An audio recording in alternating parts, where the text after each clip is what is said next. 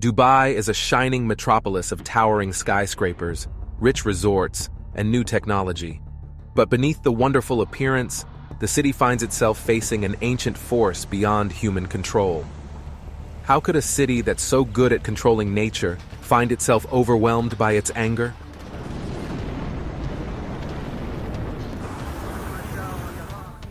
Join us as we explore how Dubai, in the wrath of God, is swallowed by water. Number 1. An oasis of luxury and adventure. Dubai stands out as a modern marvel, a remarkable city that has sprung up like a paradise amidst a vast desert landscape. It's a lively hub in the United Arab Emirates, known for its towering skyscrapers, rich resorts, and vibrant lifestyle. The city's reputation for luxury is well-deserved, with lavish hotels, upscale shopping malls, and top-notch dining experiences. From the famous Burj Al Arab, hailed as the world's only 7-star hotel, to the fancy resorts along Palm Jumeirah, Dubai offers accommodations that cater to the most discerning tastes. These establishments boast costly interiors, flawless service, and fascinating views, ensuring visitors can indulge in the peak of luxury. Beyond its exceptional hotels, Dubai is a haven for shoppers, boasting numerous high-end malls like the Dubai Mall and Mall of the Emirates. These malls house a variety of luxury brands, from designer fashion to beautiful jewelry and accessories, providing a premium shopping experience that satisfies even the most wasteful shoppers. Dubai's dedication to luxury goes beyond just fashion and accessories. It's also a playground for some of the most stylish cars, yachts, and private jets globally. One of the key attractions of Dubai is its vibrant tourist scene, offering a wealth of experiences to suit various interests. For those craving adventure, Dubai presents an array of thrilling activities like skydiving, desert dune bashing, and indoor skiing at Ski Dubai. The city's stunning coastline provides opportunities for water sports enthusiasts, including jet skiing, parasailing, and scuba diving. Dubai's commitment to tourism shines through its world-class entertainment and cultural offerings, making it a destination that caters to every taste and preference. The city hosts a variety of international events, concerts, and festivals, drawing in famous artists and performers from all over the world. From the new Dubai Opera to the vibrant Dubai International Film Festival, the city showcases its commitment to promoting culture and entertainment on a large scale. However, beneath its elegant surface, Dubai struggles with unique weather conditions that influence the experiences of both residents and visitors. From boiling temperatures to occasional rainfall and the ever-present desert winds, Dubai's climate presents both challenges and opportunities. The city's geography, situated on the southeastern coast of the Arabian Peninsula within the vast Arabian Desert, is surrounded by expansive dunes and arid landscapes, shaping its distinctive weather patterns. Due to its location, Dubai has a desert climate, which means it's generally hot, dry, and doesn't get much rain. The summer months, from May to September, are scorching hot, with temperatures often rising above 40 degrees Celsius and sometimes even hitting 45 degrees Celsius or higher. The combination of intense heat and low humidity can be tough for both locals and visitors, so it's important to stay hydrated, find shade, and avoid outdoor activities during the hottest part of the day. Winters in Dubai, from November to March, are milder compared to the blazing summers. During this time, temperatures range from the mid-teens to the mid-20s Celsius, making the weather generally pleasant. However, occasional cold fronts can bring temperatures down further, with nighttime temperatures sometimes dropping to single digits Celsius. Rainfall in Dubai is quite rare, mostly happening during the winter. The city gets around 100 millimeter, 4 inches of rain on average each year, with most of it falling in January and February. When it does rain, it's usually short showers or occasional thunderstorms. While these rain showers are welcomed by locals and add to the city's beauty, They can also cause temporary issues because Dubai doesn't have the best infrastructure for handling heavy rainfall. Being in the desert, Dubai is exposed to strong winds that sweep through the area. One notable wind is the Shamal, which blows from the northwest during the summer and can bring dust and sandstorms. These sandstorms, although not common, can disrupt daily life and require precautions like wearing masks and protecting sensitive electronics. The Arabian Gulf also plays a big role in Dubai's climate. Dubai's closeness to the Gulf helps to keep its temperatures more moderate and increases humidity levels compared to areas farther inland in the desert. Coastal spots like JBR and Dubai Marina enjoy slightly cooler temperatures and higher humidity, giving people a break from the intense heat. The sea breeze that blows in during the evenings is a welcome relief for both locals and visitors. Dubai's weather patterns affect many aspects of life in the city, including infrastructure, tourism, and outdoor activities. The extreme heat poses challenges for energy use, especially with air conditioning in high demand, which strains the city's power supply. The tourism industry, a big part of Dubai's economy, has to adapt to the hot summers by offering indoor attractions, promoting water-based activities, and encouraging visitors to explore during the cooler winter months. Moreover, Dubai's weather patterns have inspired creative solutions in city planning and architecture. Number 2. Supernatural signs or natural phenomena. The city's skyline is adorned with towering skyscrapers equipped with advanced cooling technologies to combat the heat. These buildings are constructed using energy-efficient materials, shading devices, and cooling systems to create comfortable indoor spaces while reducing energy usage. Despite these innovative efforts to manage natural weather conditions, recent events have surprised many in the city, leading some to view them as possibly supernatural signs. Questions arise about why there seems to be a consistent spiritual challenge in Islamic cities and sites. Dubai isn't alone in facing severe weather. Other places with Islamic heritage have also experienced unusual conditions in recent months. Pilgrims visiting Islamic holy sites worldwide have shared stories and videos documenting sudden storms, insect invasions, and floods. It's crucial to consider how these events affect important locations in the Islamic faith. One video in particular gained widespread attention on social media, showing cockroaches and locusts swarming around the Kaaba in Mecca. This incident sparked widespread discussions and debates, leading Muslims to seek answers online and express concerns about what it means for their faith. This invasion of insects has prompted many Muslims to ponder their beliefs and their connection with the divine. Some see it as miraculous, while others interpret it as a divine judgment or warning. Scientists suggest that the insect invasion in Mecca could be due to a mix of factors, including weather patterns and human activities. Insects tend to thrive after rainfall, which could explain their sudden appearance in Mecca. Additionally, construction projects and the increase in visitor numbers may disrupt the insects' habitats, forcing them to find new places to settle. Some people believe that the swarms of insects are related to similar incidents mentioned in the Bible and have a deeper meaning beyond just their physical presence.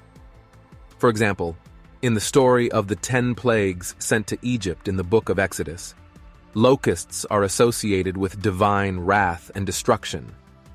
This particular plague was unleashed by God to convince Pharaoh to release the Israelites from slavery.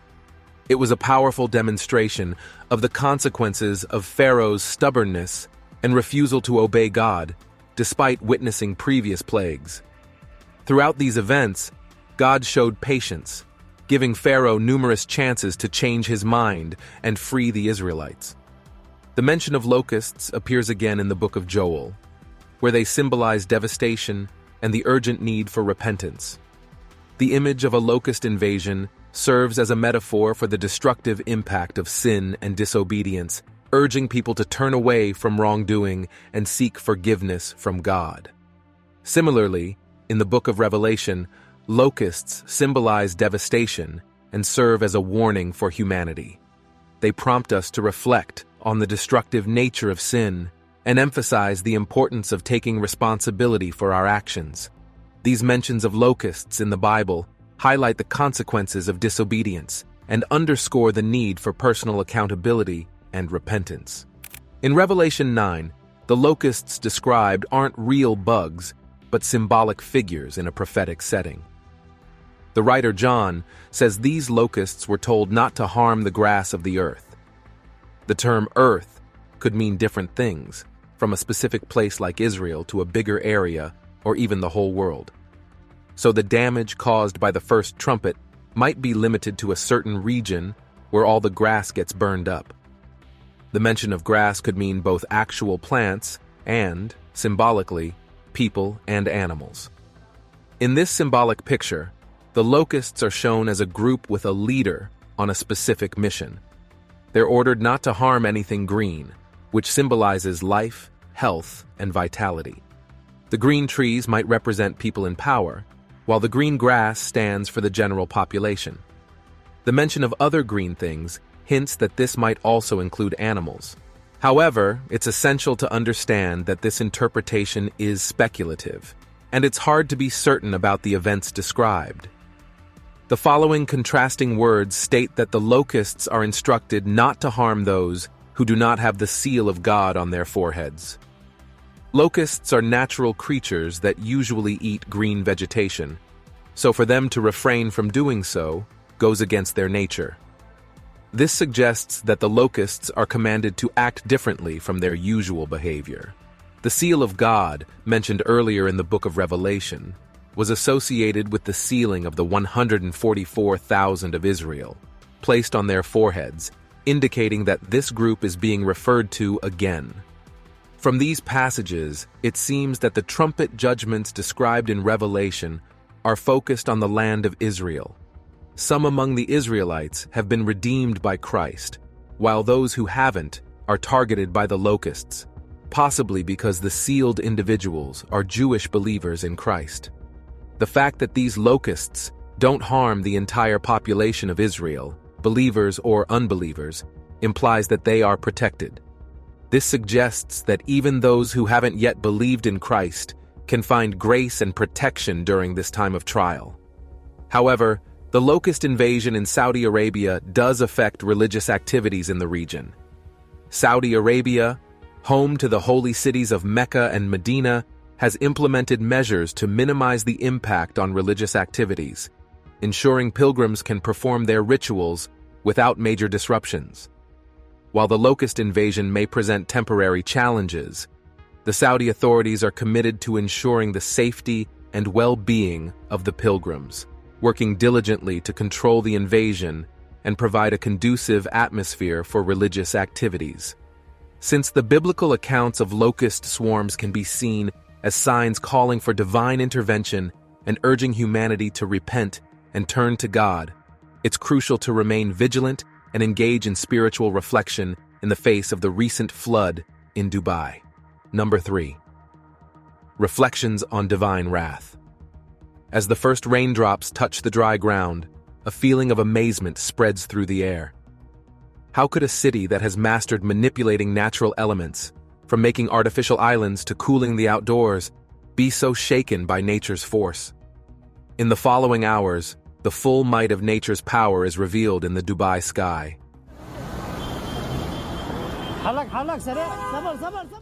The gentle wind turns into a howling storm, and the once bright blue sky becomes dark gray.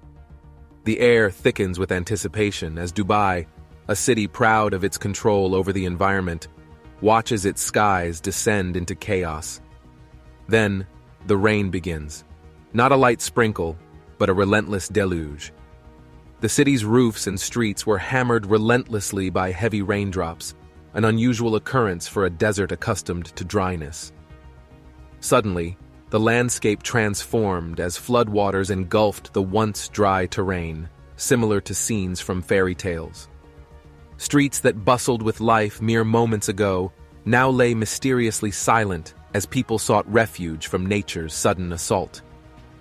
As night fell, The storm painted a dramatic picture, with lightning streaking across the sky, casting a strange glow. The sight of the Burj Khalifa brightened by lightning strikes not only showcased a natural phenomenon, but also carried profound symbolic weight. It served as a stark reminder of the risks and challenges inherent in pushing humanity beyond the limits of nature. Amidst the relentless attack from the storm, Dubai underwent forceful transformations. Busy streets turned into impassable streams, and carefully designed roundabouts and tunnels vanished beneath the rising waters, posing dangerous obstacles. The city's drainage system, built to handle normal weather conditions, buckled under the weight of unexpectedly heavy rainfall, triggering a chain reaction of flooding that reached even the lower floors of buildings. Once hailed for its forward-thinking vision, Dubai now struggled with a scenario seemingly ripped from post-prophetic films. The question arose: was this natural disaster merely a rare natural event, or did it hold deeper, perhaps even sacred significance?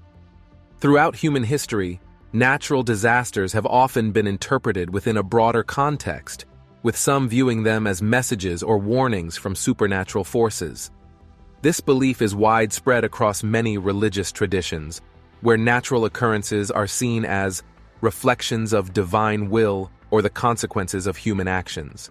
So could a massive storm, like the one in Dubai, serve as a potent reminder for humanity to reassess our relationship with the power of nature? This storm is probably a manifestation of divine wrath. Consider the words from Jeremiah 23, describing the storm as the wrath of the Lord, a tempest unleashed upon the wicked. Symbolically, storms in our lives, such as the one in Dubai, can represent God's anger towards our sins. Jeremiah warns against false prophets who reassure people that nothing bad will happen, failing to acknowledge the seriousness of divine retribution for human wrongdoing. God expects obedience from us, considering that He is our Creator. If we disobey and engage in wrongful actions, we face punishment, either in this life or in the afterlife when we stand before God's judgment seat. This storm, like others throughout history such as Noah's flood, in the ancient biblical narrative recounted in the book of Genesis, there exists a tale of divine punishment and salvation, the story of Noah's flood. It unfolds in a time when humanity had strayed far from righteousness, and wickedness had become pervasive across the earth, troubling the heart of the divine. Observing the moral decay and corruption of mankind, God resolves to cleanse the world through a flood, sparing only the righteous Noah and his family. God instructs Noah to construct an enormous vessel, a large ark, to preserve the seed of life amidst the coming flood. With gentle care and unwavering faith, Noah diligently follows these divine directives, gathering pairs of every animal species, both male and female, into the ark.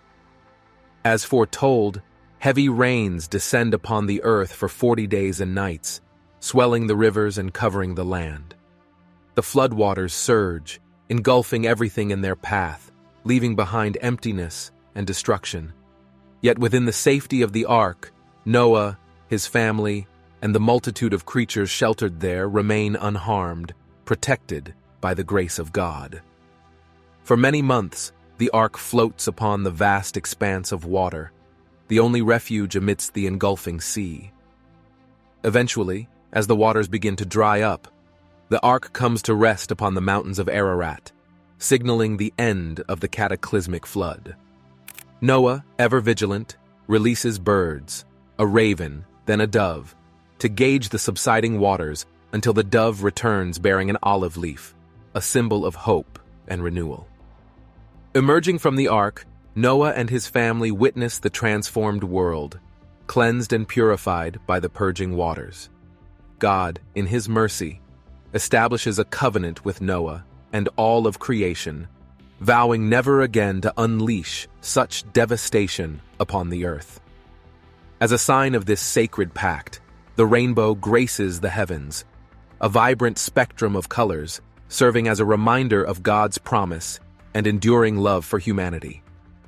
This tale serves as a reminder of divine punishment for rejecting God's message, despite enough opportunities for repentance.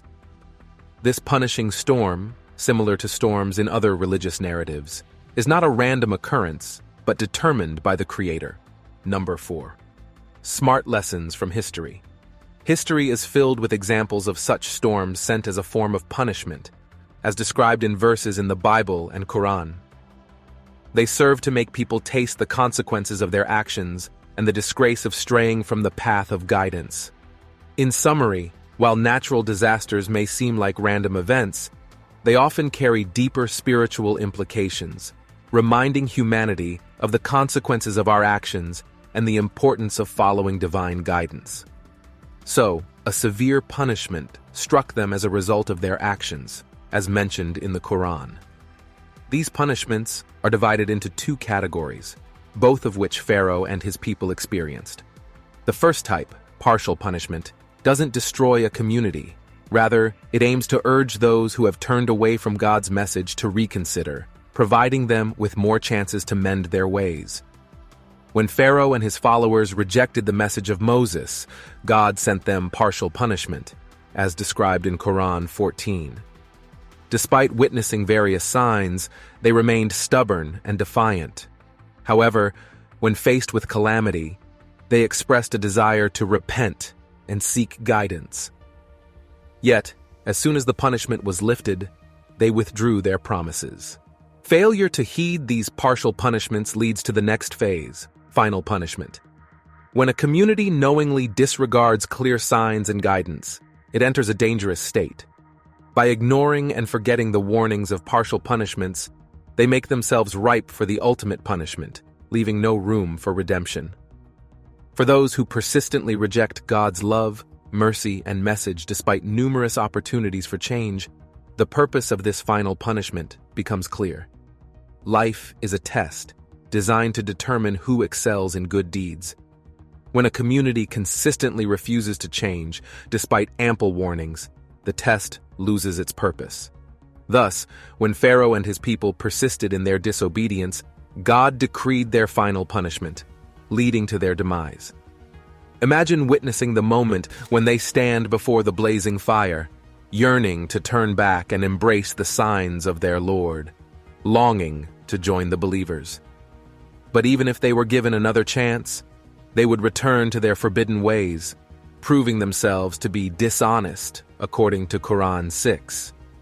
Each person who faces the hellfire admits to their wrongdoing, acknowledging the truth when confronted by their Lord. Their admission leads to tasting the punishment, a consequence of their disbelief. It's crucial to understand that not every test is a punishment. Sometimes tests serve to elevate one's status or cleanse their sins. Prophets endure the most severe trials to receive the greatest rewards in the hereafter, as explained in the Hadith. Winds and storms, powerful forces of nature, can either bring mercy or punishment. They serve as reminders of our purpose and our connection with our Creator. The concept of wrath evokes fear and depicts a relentless pursuit of vengeance, without warmth or compassion. But how does God's wrath align with the notion of love attributed to Him? This question prompts us to delve deeper and comprehend the true nature of divine wrath. According to Merriam-Webster Dictionary, wrath involves intense anger, punishment, or divine discipline. While it may seem vengeful, wrath can be justified given the circumstances. Consider this scenario. A person commits a terrible crime and faces the consequences in court. The punishment they receive is considered fair because it matches the severity of their offense. If we apply this concept to God's wrath, we can see it as a display of justice rather than a desire for revenge. In other words, God's wrath is a manifestation of His justice, not a means of seeking revenge. So, what does the Bible say about God's wrath? Let's explore 3 scriptures that shed light on this topic. Romans reveals that God's wrath is directed against those who engage in godlessness and wickedness, suppressing the truth through their actions. Romans 2 warns that stubbornness and an unrepentant heart lead to storing up wrath against oneself, to be unleashed on the day of God's judgment. John 3 emphasizes that those who reject Jesus as their Savior are subject to God's wrath, while those who believe in Him have eternal life. In each of these verses, God's wrath is depicted as a response to humanity's sinfulness, including godlessness, wickedness, stubbornness, and rejection of Jesus. In simpler terms, God's wrath is a reaction to human wrongdoing. This is justified because God serves as the ultimate judge, holding each person accountable for their actions and choices. We are free to make decisions, but we must also accept the consequences. Many struggle with reconciling the idea of a loving God with His ability to enact anger. However, both concepts coexist in the Bible, reminding us of the complex nature of God's character. From the very start, God established a rule. He told Adam that eating from a certain tree would bring death. When God judges sin or responds with anger, He's upholding these rules. Without them, chaos would reign. But here's the beauty. God's rules aren't just about punishment. They also mean He keeps His promises. They're why He responds when we trust in Jesus for salvation. They're why we experience grace, mercy, faith, favor, and answers to prayer. Yet they're also why someone might experience His anger. God is both loving and fair, and from the same place comes both His love and His justice. We get to choose which one we'll encounter. There's a common belief that getting angry is a bad thing, like a sin. But let's look at it from a different angle. Let's look at Jesus' reaction to the money changers in the temple. He saw what was happening and got angry. The temple, meant for prayer, had been turned into a place of profit. His anger was justified because people were being mistreated. This is what we call righteous anger. It's okay to be angry when people are hurt or mistreated. But being angry doesn't permit us to sin. As the Apostle Paul said, "In your anger, do not sin." Now that we have a clearer picture and hopefully improved understanding of what God's wrath entails, there's still a crucial question. How does it affect you? Earlier, we mentioned that God established a principle: sin leads to death. Another way to see it is that because of sin, God must judge it, which is expressed through His wrath. But even in judgment, God offers us a choice. Since all sin deserves justice and will face judgment, God sent Jesus to bear all the wrath and judgment for sin. God poured out all His wrath against sin onto Jesus. In Isaiah 53, it's described how Jesus bore the punishment for our sins, bringing us peace and healing through His sacrifice. Furthermore, Isaiah 53 shows that it was God's will and plan for Jesus to suffer for our sins. Through Jesus' sacrifice, people can be made right with God by believing in Him. This sacrifice demonstrates God's fairness. He held back from punishing those who sinned in the past because He looked ahead to include them in what He would do through Jesus. God did this to show that He is fair and just. He makes sinners right in His sight when they believe in Jesus. Here's the choice you have.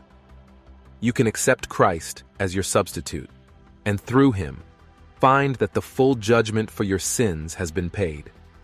Or you can choose to pay the price yourself. Either way, God's justice and judgment for sin will be fulfilled. God's love and mercy mean you don't have to bear the penalties for your sins because Christ has already paid them for you. This shows God's justice and wrath, but it also displays His love in action. As long as you have total faith and trust in Jesus' finished work on the cross, you don't need to fear God's wrath. While believers may still face discipline from God, they never have to worry about paying the ultimate penalty for their sins. It might be challenging for some to reconcile God's love and anger, but remember Romans 5 says, "But God demonstrates His love for us in this: while we were still sinners, Christ died for us." Keeping this in mind helps you see both God's wrath and love wrapped up in the same act. If your faith is in Christ, He has taken the wrath for you, and you are a product of His grace. Many are wondering if God will judge the United States, especially considering the recent disasters like wildfires and threats from North Korea. America is facing a series of calamities, which begs the question, is God sending a message due to the way America has sidelined him? Could we witness God's wrath upon our country? The biblical answer is both yes and no. It's not a matter of whether God's judgment is coming, rather, it's already present. Are hurricanes and other natural disasters part of God's judgment? Again, the answer is both yes and no. God, in his anger, does not send destructive hurricanes across the earth. Unlike human anger, God remains patient and enduring. Where America may be experiencing God's judgment is in the potential withholding of his divine protection. Let us understand this concept of God's wrath biblically and its relevance today. Bible commentators have effectively categorized God's wrath into two types: active and passive. In the Old Testament, we see examples of God's active wrath, such as the flooding of the earth, the Tower of Babel, the destruction of Sodom and Gomorrah, and the plagues of Egypt. However, in the New Testament, God's wrath is often portrayed as passive. This means he withholds his presence, protection, or intervention. When we think of God's passive wrath, we reflect on how many souls have rejected the convicting influence of the Holy Spirit. For many, God hasn't convicted them of their sin, leaving them without hope or Christ. This absence of divine intervention is God's passive wrath. So what's the distinction between the Old Testament's active wrath and God's passive wrath in our time? The difference lies in Calvary. The Apostle John uses the term propitiation in 1 John 2 to describe Christ's sacrifice on the cross, a significant doctrine that emphasizes Christ's atoning sacrifice. What are your thoughts on the shocking flood in Dubai? Let us know your opinion in the comments below.